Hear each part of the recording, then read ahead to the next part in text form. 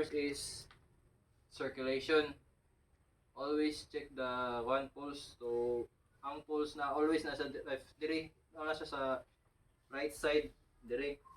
If mo check ang pulse, pwede po siya sa hand. Dire sa hand ani. Then the second is airway. Ang airway kay imong ikuan ang tawon nimo dire sa bangalo. Imong ang tawon nimo og nabay nag-block sa iyang gianan og hangin. Check nimo siya dayon.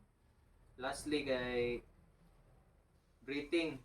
So to check the breathing is imong i-touch nimo ang chest if ni higher ba or ni lower, like ni breathe ba siya ana. So kanara explanation sa cab kina to.